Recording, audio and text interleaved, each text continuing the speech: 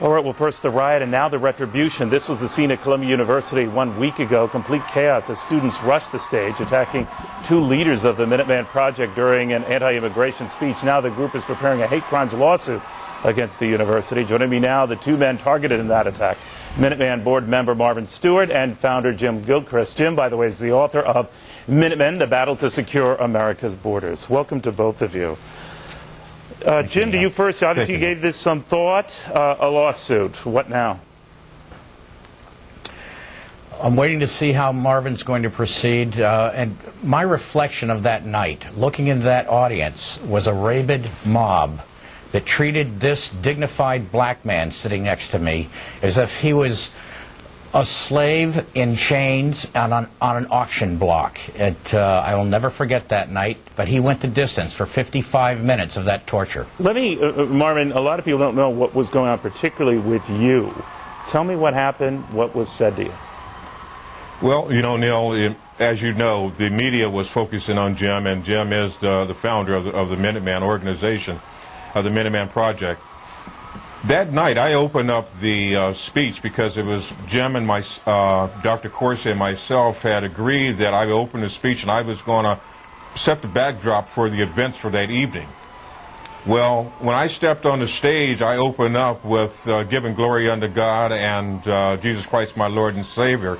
That just began to infuriate the audience right there. But also, they were taken aback because they was not expecting this outspoken black man to stand before them and to speak on this issue of illegal immigration. But they were calling all sorts of names, including the infamous N-word. They called me the house nigger. They called me Uncle Tom, sellout. I was called everything but a child of God. And to say that they loved me, this was definitely hate that was spewing forth, the rhetoric that was coming forth from the pundits out there. You know, Jim, what I couldn't figure out, A, this is an Ivy League institution. B, there was security on hand. C, it didn't look like that security did anything.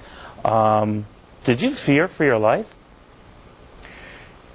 Yes and no. I knew that I was going to stand, and if I had to defend myself from bodily injury, I was going to do it like any reasonable man or woman would do. I was scared somewhat, but was I terrified? I did not run. I was not that traumatized where I was going to run. I was going to hold and stand my ground under the First Amendment as a free American. So could I ask you guys regardless of what happened. Could I ask you guys this? We're waiting, by the way, gentlemen, a Vermont press conference on a very sad story. But I do want to finish with this story and the lawsuit and how much you are suing for. Could either of you tell me? Well, Neil, if I may Sure. speak to this issue here, I've already filed my my police report with the New York Police Department, and they have it listed as harassment. But to me, this is a hate crime because of the fact those protesters put their hands on me. They assaulted me. It was during that course of time, as the video will show. There's much footage there that I went into my pockets and I took some pepper spray out. And there were two of them that had their hands up, and I told them, make your decision. They seen the seriousness of me, and they took their hands off of me.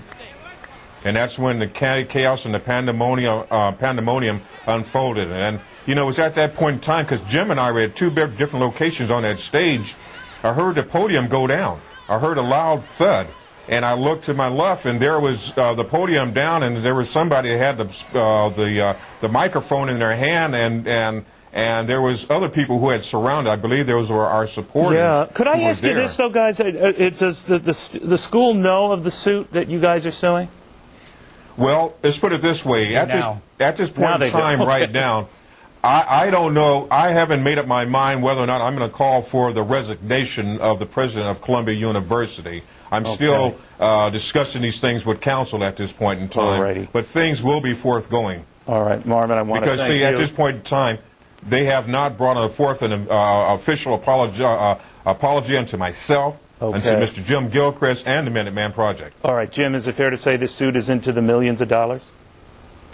Not known yet. That will depend on advice of counsel, and my suit will be following shortly, probably within 10 days. Guys, thank you. Marvin will be the lead. All right, thank you, Jim, Neil. Thank you, Neil. Thank you both very much.